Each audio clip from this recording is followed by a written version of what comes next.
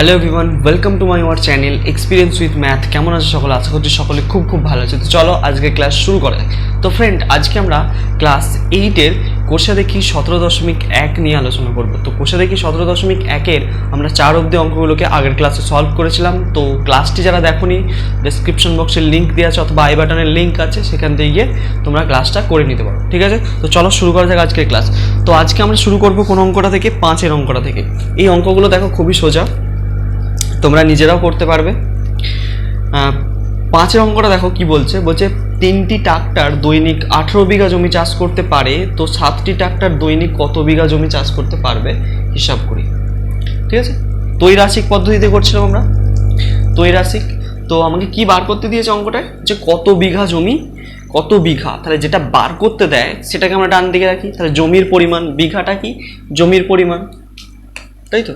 তো লিখে ভালো, জমির পরিমাণ ডান দিকে রাখবে 5-এর অঙ্কটার ক্ষেত্রে। এদিকে আমি ডান দিকে রাখছি কি জমির পরিমাণ। জমির পরিমাণ কি এককে আছে? বিঘাতে আছে। তো বিঘা লিখে ফেললাম, জমির পরিমাণ। আচ্ছা, আর কি দিয়ে আছে? যে 3টি ট্রাক্টর দৈনিক 18 বিঘা জমি চাষ করে। তাহলে ট্রাক্টরের সংখ্যা, ট্রাক্টর সংখ্যা টিতে দেওয়া আছে, কটি ট্রাক্টর। তো আমাকে বলে দিয়েছে কি কতটা? 3টি ট্রাক্টর 18 বিঘা জমি চাষ করতে পারে। 3টি ট্রাক্টর 18 বিঘা জমি চাষ করতে পারে। তাহলে 7টি ট্রাক্টর কত বিঘা জমি চাষ করতে পারবে, এটা আমাকে বার করতে হবে। খুব সোজা ব্যাপার দেখো। তো প্রথমে কি করব, এই দুজনের মধ্যে সম্পর্ক, মানে ট্রাক্টরের সংখ্যা জমির সংখ্যার মধ্যে কি করব, সম্পর্কটাকে বুঝে নেবো যে কি সম্পর্ক আছে দুজনের মধ্যে। 3টি ট্রাক্টর যদি 18 বিঘা জমি চাষ করতে পারে, তাহলে 7টি ট্রাক্টর কি বেশি বিঘা জমি চাষ করতে পারবে। বেশি মানে এদিকটা বাড়ছে এদিকটাও বাড়বে, তাই যখন উভয় দিকেই বাড়ে তখন কি সম্পর্ক হয়? সরল সম্পর্ক হয়। তাহলে লিখে ফেলো যে কি ট্রাক্টরের সংখ্যা ও জমির পরিমাণের মধ্যে কি সম্পর্ক? সরল সম্পর্ক। তাহলে লিখতে পারি কি যে ট্রাক্টর এর সংখ্যা এবং জমির পরিমাণের মধ্যে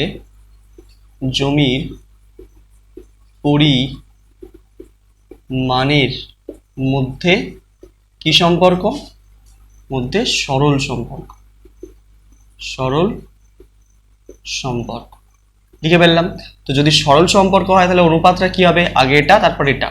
তাহলে অনুপাতটা হবে 3:7 সমানুপাতি 18:x। কিছু নেই মানে এখানটা x ধরে নেবো। ঠিক আছে, তাহলে 3/7 সমান 18/x। ঠিক আছে, তাহলে 3x সমান কোনাকুনি গুণ করে দাও, 7 × 18। এদিকটা করছি এবার দেখো, তাহলে x সমান তাহলে কত লিখতে পারি? 7 × 18/3। তাহলে 3 × 6 = 18। x সমান হচ্ছে 3 × 7 এই 6 × 7 42 বিঘা। ঠিক আছে, তাহলে 42 বিঘা জমি চাষ করতে পারবে 7টি ট্রাক্টরে। 3টি ট্রাক্টরে যদি 18 বিঘা জমি চাষ করতে পারে, তাহলে 7টি ট্রাক্টরে কটা জমি চাষ করতে পারবে? 42 বিঘা জমি চাষ করতে পারবে। দেখো কোনো জটিলতা আছে অঙ্কটার মধ্যে? এক ফোঁটা জটিলতা। দেখে নাও একবার ভালো করে, দেখে নাও ভালো করে।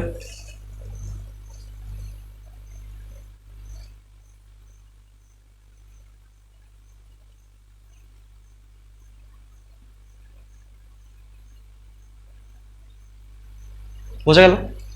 এর পরবর্তী অঙ্কটা দেখো কি বলছে। পরবর্তী অঙ্কটা পড়ে ফেলো তোমরা।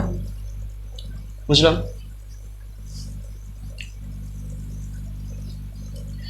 আচ্ছা, এরপরের যে অঙ্কটা দিয়েছে দেখো, এরপরের যে অঙ্কটা দিয়েছে তোমরা পড়ো। কত অঙ্ক? 6 অঙ্কটা। বলছে কুসুমদের কারখানায় 35 জন লোক এক সপ্তাহে 10 টন লোহার যন্ত্রাংশ তৈরি করতে পারে। মালিক এক সপ্তাহে 14 টন লোহার যন্ত্র ঢালাই করার বরাত পেয়েছেন। তাকে আরও কতজন নতুন লোক নিয়োগ করতে হবে? ব্যাপারটা দেখো, 35 জন লোক 10 টন লোহার যন্ত্রাংশ তৈরি করতে পারে। ঠিক আছে, যন্ত্রাংশ ঢালাই করতে পারে, সরি যন্ত্রাংশ তৈরি নয়, যন্ত্রাংশ ঢালাই করতে পারে। 10 টন লোহার যন্ত্রাংশ, 35 জন লোক। কিন্তু মালিক একটা বিশেষ স্পেশাল কাজ পেয়েছে কি, যে 14 টন লোহার ঢালাই করতে হবে, 14 টন লোহার যন্ত্র ঢালাই করতে হবে আমাকে। কি ওই একই সময়ের মধ্যে, মানে এক সপ্তাহ সময়ের মধ্যেই করতে হবে।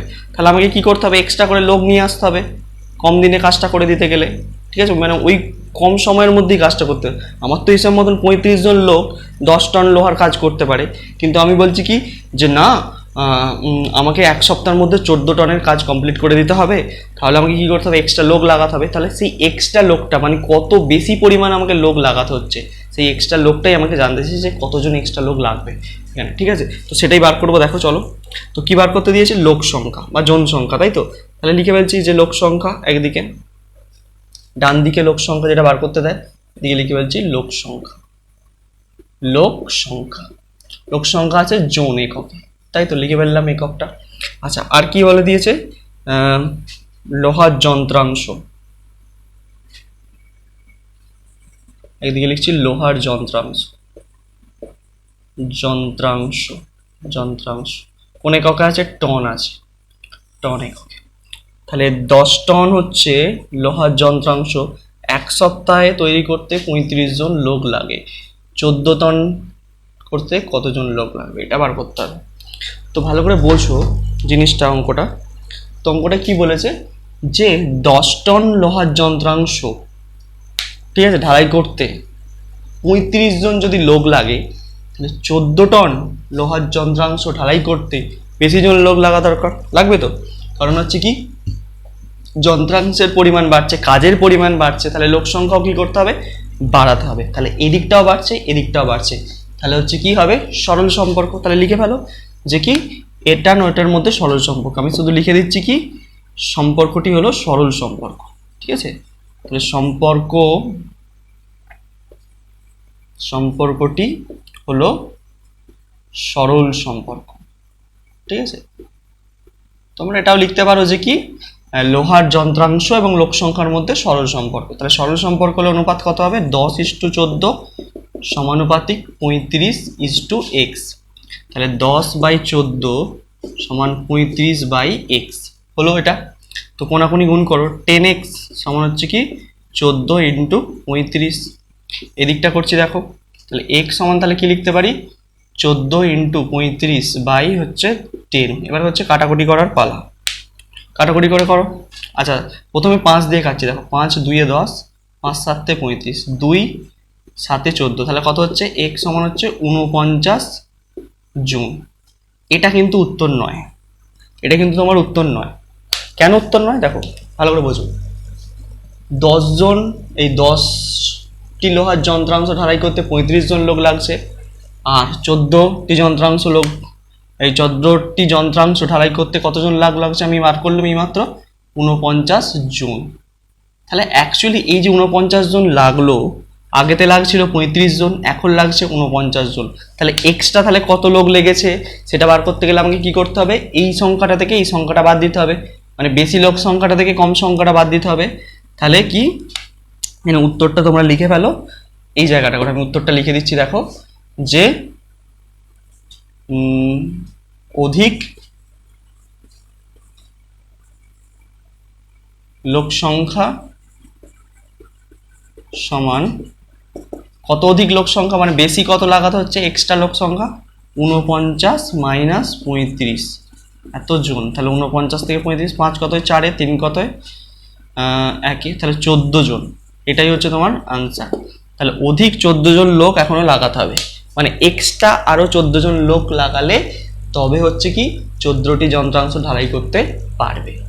বোঝা গেছে, 1 সপ্তাহের মধ্যে। দেখে নাও অঙ্কটা ভালো করে, অঙ্কটার মধ্যে একটু জটিলতা নাই, কিন্তু ভালো করে বুঝে করবে। কিন্তু লাস্ট লাইনটায় কিন্তু অনেকে উত্তরে লিখে দিয়ে চলে আসবে কি 49 জন লাগবে। তোমাকে কিন্তু প্রশ্নে জিজ্ঞেস করেনি যে 49 জন লাগবে, কতজন লাগবে, তোমাকে জিজ্ঞেস করেছে কি, জিজ্ঞেস করেছে এক্সট্রা কত লোক লাগবে। সেই এক্সট্রা লোকটা কিন্তু তোমাকে এইভাবে বাদ দিয়ে বের করতে হবে, ঠিক আছে। আশা করছি বোঝা গেছে। চলো পরবর্তী অঙ্কে ফিরে যাওয়া যাক। তো এটা মুছছি।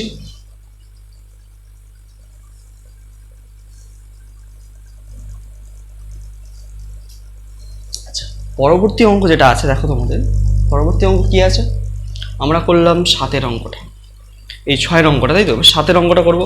7-এর অঙ্কটা একটা ছক বানিয়ে দিয়েছে, লোক সংখ্যা ও কাজের পরিমাণের মধ্যে একটা ছক দিয়ে দিয়েছে। বলছে উপরে ছকটা দেখি এবং গণিতের গল্প তৈরি করে এবং সম্পর্ক তৈরি করে হিসাব করতে বলছে অঙ্কটা। খুব সোজা অঙ্ক, দেখো একটা গল্প আমরা বানাতেই পারি। প্রথমে যেটা দেওয়া আছে সেটা লিখে ফেলছি, দেখো ফার্স্ট ছকটা প্রথমে টুকে ফেলো, তোমরা ওই দিকে দেখে ছকটা টুকে ফেলো। তো 7-এর ছকটা কি দেওয়া আছে, একদিকে লেখা আছে লোক সংখ্যা, একদিকে কত লেখা আছে, লোক সংখ্যা, লোক সংখ্যা হচ্ছে কিসে দেওয়া আছে, জনেতে দেওয়া আছে, জন, লোক সংখ্যা জনেতে দেওয়া আছে। আর কি দেওয়া আছে, কাজের পরিমাণ একদিকে লেখো, কাজের পরিমাণ, তাই তো, পরিমাণ লিখলাম। কি কাজের পরিমাণের মধ্যে সাইকেল সংখ্যা লেখা আছে, কি কাজ, সাইকেল সংখ্যা, সাইকেল তৈরি করে বোধহয়, তাই তো, সাইকেল সংখ্যা লিখে ফেললাম। এই হচ্ছে ব্যাপার। আর কি বলেছে, 9 জন লোক ধরো 6টি সাইকেল তৈরি করতে পারে, তাহলে 72 জন লোক কতগুলো সাইকেল তৈরি করতে পারবে। তো এই হচ্ছে অঙ্ক।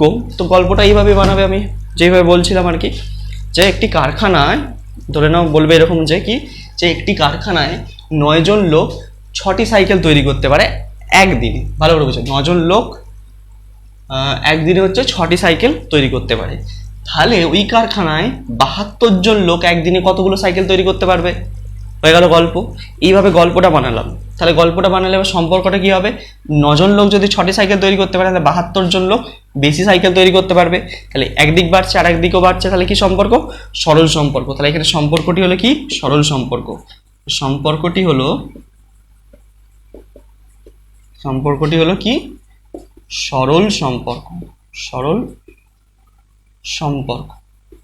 ঠিক আছে, গল্প প্রথমে বলে দিয়েছি, সম্পর্কটা কি বলে নিলাম, সরল সম্পর্ক। তাহলে সরল সম্পর্ক হলো অনুপাত কত হবে, 9:72 সমানুপাতিক 6:x হলো। তাহলে 9/72 সমান হচ্ছে 6/x হলো। তাহলে গুণ করো কোনাকুনি, 9x সমান তাহলে কি লিখতে পারি, 72 গুণ 6। এদিকে লেখো, তাহলে x সমান তাহলে কি লিখতে পারি, 72 গুণ 6/9। 9 দিয়ে যদি কাটে 8 9 72, তাহলে x সমান তাহলে 6 48, 48টি সাইকেল তৈরি করতে পারবে। তাহলে 72 জন লোক কটা সাইকেল তৈরি করতে পারবে, 48টি সাইকেল তৈরি করতে পারবে। বোঝাতে পারলাম? ঠিক আছে, দেখো সোজা অঙ্ক, কিন্তু অঙ্কটার মধ্যে একটু জটিলতা নেই। ঠিক আছে, তো এই চ্যাপ্টারে যে কটা অঙ্কই আছে একদম বাচ্চাদের অঙ্ক। ঠিক আছে, তোমাদেরকে দিয়ে দিয়েছি বাচ্চাদের অঙ্কগুলোকে সলভ করতে। তোমরা আশা করছি বুঝতে পারছো, করে ফেলবে নিজেরা। ঠিক আছে, দেখে নাও ভালো করে একবার, স্ক্রিনশট নেওয়ার থাকলে নিয়ে নাও। ঠিক আছে, এই গেল আমাদের 7এর অঙ্ক। চলো 7এর অঙ্কটা মুছে ফেলছি। এবার আসবো কি পরবর্তী অঙ্ক, 8এর অঙ্কটা। তো 8এর অঙ্কটা মন দিয়ে পড়ে ফেলো, কি আছে প্রথমে। 8এর অঙ্কটা মন দিয়ে পড়ো। প্রথমে কি বলছে, যে আমাদের পাড়ায় একটি পুকুর কাটতে হবে। ঠিক আছে, পুকুর কাটতে হবে, 24 জন লোক ওই পুকুর কাটতে 12 দিন সময় লাগায়। তো 8 দিনে পুকুরটা কাটতে হলে কতজন লোক দরকার, কতজন লোকের দরকার, সমানুপাত তৈরি করে হিসাব করি। 24 জন লোক 12 দিনে কাটতে পারে, লোক দরকার, লোক সংখ্যা বার করতে বলছে। তাহলে সেটা লোক সংখ্যাটা ডান দিকে লিখে দাও, যে লোক সংখ্যা বার করতে বলেছে যেহেতু। তাহলে 8এর অঙ্কটা করছি আমি। তাহলে একদিকে লিখবো কি, লোক সংখ্যা, ব্র্যাকেটে লিখে দাও জন হলো। আর একদিকে লিখবে কি, 12 জন লোক, 24 জন লোক 12 দিনে। একদিকে দিন সংখ্যা, দিন সময় লেখ, এদিকে সময়, ব্র্যাকেটে হচ্ছে দিন। ঠিক আছে, কত সময়। তাহলে আমাকে 12 দিনে বলে দিয়েছে, 12 দিনে একটি পুকুর কাটতে কতজন লোক লাগে, 24 জন লোক লাগে। তাহলে হচ্ছে ওই পুকুরটাই 8 দিনে যদি আমি কাটতে চাই, তাহলে কতজন লোক লাগাতে হবে। ঠিক আছে, কতজন লোক দরকার সেটা সমানুপাত তৈরি করে হিসাব করতে বলেছে। চলো হিসাব করি। তাহলে হচ্ছে লোক সংখ্যা আর দিন সংখ্যার মধ্যে আমরা জানি সবসময় ব্যস্ত সম্পর্ক হয়। চলো হিসাবটা করে দেখি। 12 জন লোক যদি এটি পুকুর কাটতে 24 দিন সময় লাগে, তাহলে 8 জন লোক, আচ্ছা সরি 12 দিনে একটি পুকুর কাটতে যদি 24 জন লোক লাগে, ভালো করে বুঝবে, 12 দিনে একটি পুকুর কাটতে 24 জন লোক লাগছে। তাহলে 8 দিনে একটি পুকুর কাটতে কি লোক সংখ্যা কম লাগবে না বেশি লাগবে, বেশি লাগবে। কেন কি, সময় কমিয়ে দিচ্ছি, তাহলে লোক সংখ্যা আমাকে বাড়াতে হবে, না হলে পুকুর কাটা যাবে না। ঠিক আছে, তাহলে আমাকে কি, এটা সম্পর্কটা কি, ব্যস্ত সম্পর্ক। তাহলে এখানে সম্পর্কটি হলো ব্যস্ত সম্পর্ক। এখানে সম্পর্কটি হলো কি সম্পর্ক, ব্যস্ত সম্পর্ক হলো। যেহেতু ব্যস্ত সম্পর্ক, তাহলে অনুপাতটা আগে এটা লিখবো, তাহলে 8:12 সমানুপাতিক কি 24:x। তাহলে 8/12 সমান হচ্ছে 24/x হয়ে গেল। তাহলে গুণ করো, 8x সমান হচ্ছে 12 গুণ 24 হলো। তাহলে এদিকে লেখো x সমান তাহলে কি 12 গুণ 24/8। 8 দিকে 3 আসছে 24, x সমান তাহলে কত 36 এতজন, তাহলে হচ্ছে আমাকে 36 জন লোক লাগবে। তো আশা করছি বোঝা যাচ্ছে অঙ্কটা, বোঝা গেছে? দেখে নাও একবার ভালো করে। খুব সোজা অঙ্ক, একটু জটিলতা কিন্তু নেই অঙ্কটার মধ্যে।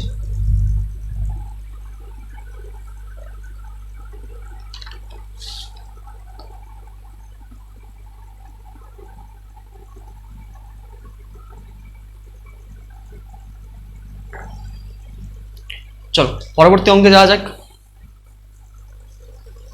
পরবর্তী অঙ্কে বুঝলাম এটা। পরবর্তী অঙ্ক কতটা আছে? 9 অঙ্কটা আছে। চলো 9 অঙ্কটা ফটাফট দেখো। 9 আর 10 দুটো অঙ্ক বাকি আছে, আশা করছি হয়ে যাবে অঙ্কটা। ঠিক আছে, তো 9 অঙ্কটা কি বলছে? বাল্ব তৈরির একটি সমবায় কারখানায় 45 জন সদস্য 12 দিনে হচ্ছে কি 1000টি বাল্ব তৈরি করতে পারেন। তাহলে হঠাৎ জরুরি বরাত পায় কি বলছে? 9 দিনে যদি 10,000টি নয়, সরি 10,000টি বাল্ব তৈরি করতে পারেন। 45 জন সদস্য 12 দিনে 10,000টি বাল্ব তৈরি করতে পারেন।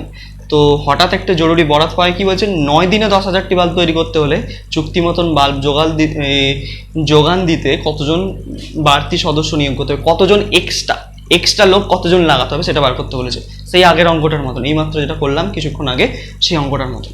তো চলো এখানে তিনটে বিষয় লেখার দরকার নেই, দুটো বিষয় লিখবে। তাহলে কী বার করতে বলেছে এখানে?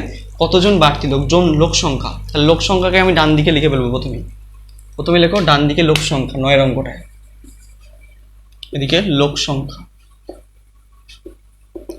সংখ্যা জনেতে আছে, লিখে ফেললাম।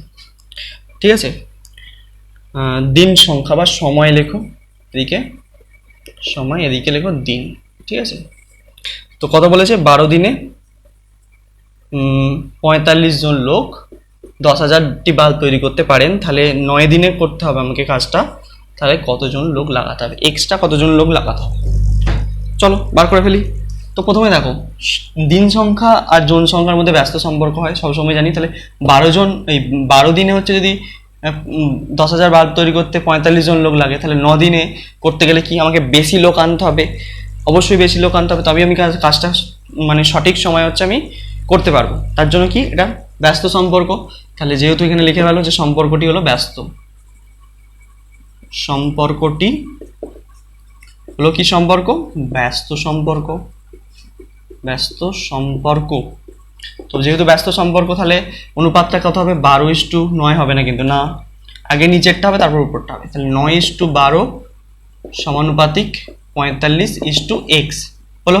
তাহলে 9/12 সমান হচ্ছে 45/x। কোনাকুনি গুণ করলে 9x সমান তাহলে কত হচ্ছে? 12 গুণ 45। তাহলে x সমান তাহলে এখানে লিখছি x সমান তাহলে কত লিখবো? 12 গুণ 45/9। 9 দিয়ে যদি কাটি 5 9 45, তাহলে x সমান 5 12 60।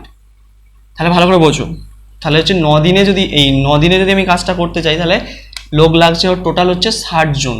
তাহলে এক্সট্রা লোক কতটা লাগছে, তাহলে বাড়তি লোক কতটা লাগছে। তাহলে আমাকে প্রশ্ন এখানে কি করেছে দেখো তোমার অঙ্কটার মধ্যে, যে কতজন বাড়তি সদস্য নিয়োগ করতে হবে। তাহলে হচ্ছে কি 60 থেকে হচ্ছে আমাকে কি করতে হবে? 45 বাদ দিতে হবে। তাহলে কত হচ্ছে? 5 এ 10, 7 থেকে 1, 4 থেকে 5, 6 15 জন। 15 জন বাড়তি লোক নিয়োগ করতে হবে, নিয়োগ করতে হবে। ঠিক আছে, বোঝা গেল? এক্সট্রা হচ্ছে তাহলে আমাকে 15 জন লোক বাড়তি নিয়োগ করতে হচ্ছে। ঠিক আগের একটা অঙ্ক এইমাত্র যেটা করলাম সেই অঙ্কটার মতন সেম অঙ্ক। আশা করছি বোঝা যাচ্ছে, দেখে নাও একবার। আর কোথাও সমস্যা থাকলে অবশ্যই কমেন্ট সেকশানে এসে জানাবে। তো এই গেল আমাদের 9 অঙ্ক। এর আর একটা আছে এই চ্যাপ্টারের মধ্যে, এই চ্যাপ্টার মানে 17.1-এর আর একটা অঙ্ক বলি, কিন্তু সব ফিনিশ। ঠিক আছে, চলো এটা বুঝলাম।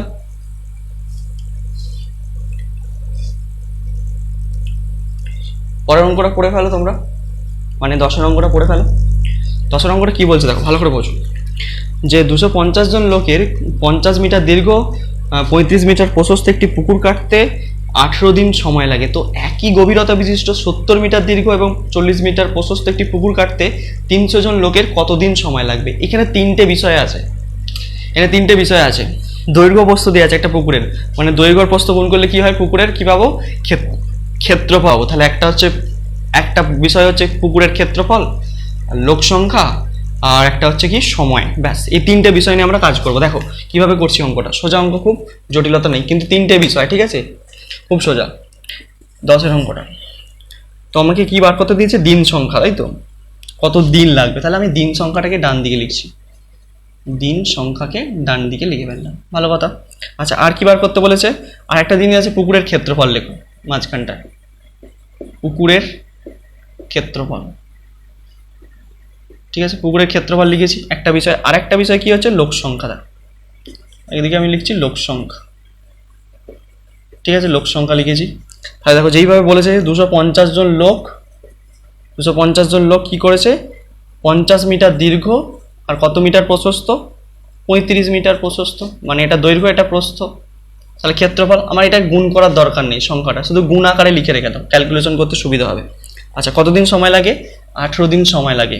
আচ্ছা, পরবর্তী বলেছে কি যে 300 জন লোকের, এবার 300 জন লোকের কি বলেছে, এটা 250 কিন্তু, হ্যাঁ, 70 × 40, 70 × 40 এত ক্ষেত্রফল বিশিষ্ট পুকুরকে করতে কতদিন সময় লাগবে। তো দেখো এই যখন এরকম তিনটে দিয়ে বেরোবে, তখন হচ্ছে আমরা কি করব, খুব সহজ পদ্ধতি তোমাদেরকে বলে দিচ্ছি, খুব সহজ পদ্ধতিতে আমরা কি করব, প্রথম হচ্ছে লোক সংখ্যার সঙ্গে দিন সংখ্যার সম্পর্ক বার করব, যে সরল সম্পর্ক না ব্যস্ত সম্পর্ক।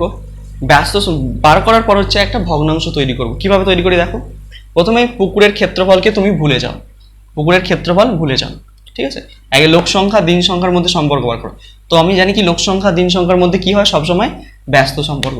তাহলে আমি লিখে ফেলছি যে কি লোক সংখ্যা ও দিন সংখ্যার মধ্যে ব্যস্ত সম্পর্ক, লোক সংখ্যা ও দিন সংখ্যার মধ্যে, দিন সংখ্যার মধ্যে